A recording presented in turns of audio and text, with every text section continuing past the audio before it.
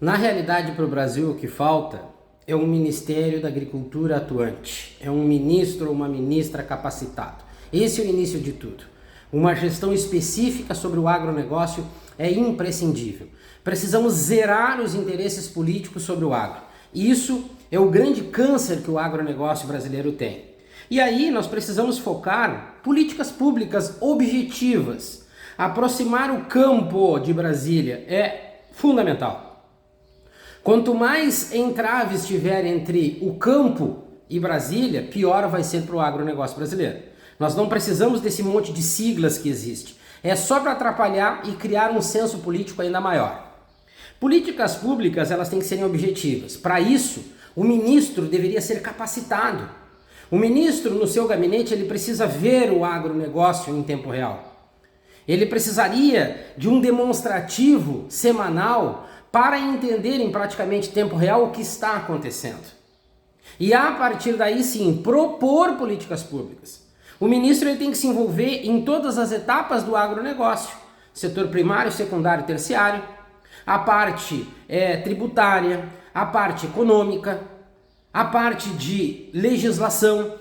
O ministro ele tem que entender dessa aproximação com o mercado internacional, ele precisa entender do comércio exterior e dos negócios internacionais.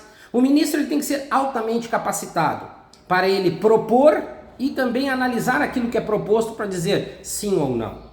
E aí nós vamos falar de políticas públicas, nós podemos falar sobre inovação e tecnologia, com foco na produtividade e na redução dos custos. Vamos para outra. Vamos falar sobre apoio à sustentabilidade.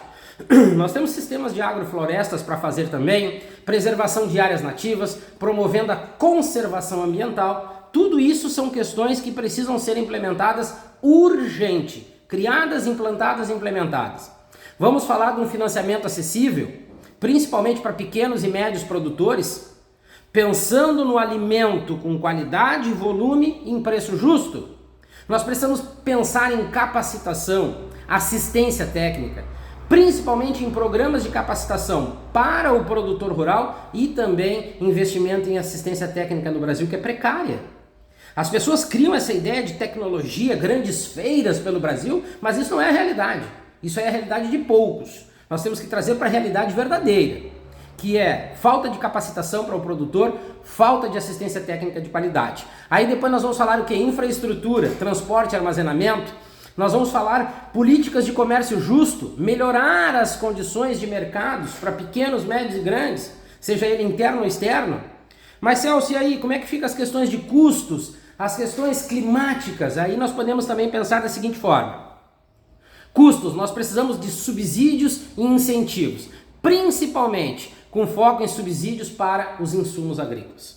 Não é justo importar alimentos com tributação zero e a carga tributária ser no Brasil esse absurdo que é, esse assalto que é essa carga tributária sobre os insumos. Aí nós estamos falando que nós estávamos falando anteriormente, né? No mercado justo não existe.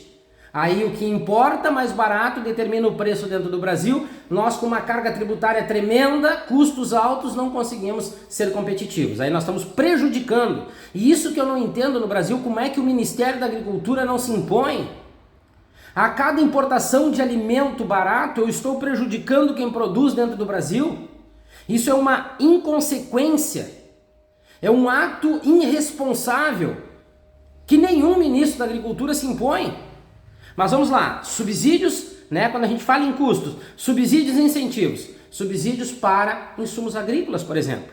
Depois nós vamos falar sobre o quê? Seguro rural. Nós precisamos expandir o acesso ao seguro rural, mas desburocratizar. Nem as empresas que trabalham com esse foco às vezes entendem de tão burocrático que é, principalmente quando a gente pensa nesses eventos climáticos adversos. Seguro rural tem que ser rápido, ágil. Depois nós vamos falar sobre as cooperativas e o cooperativismo e o associativismo. Nós precisamos incentivar a formação dessas cooperativas através de informação, de esclarecimento, porque uma cooperativa bem formada, bem administrada e bem gerida, traz retorno para o produtor rural, principalmente o pequeno e médio. E eu dou um exemplo: maior poder de compra, reduz o preço, melhor oportunidade, Vai ter uma ação direta nos custos, melhora a margem de lucro. É simples. E aí quando nós falamos nas questões climáticas, bom, nós estamos totalmente parados. A cada ação tomada em Brasília a gente se desespera porque nada tem foco prático. Tudo é foco político.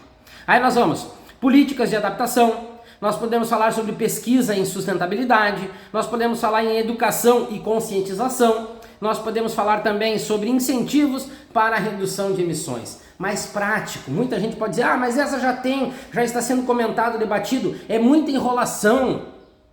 As comissões de agricultura em Brasília são muito enroladas, porque o censo é político.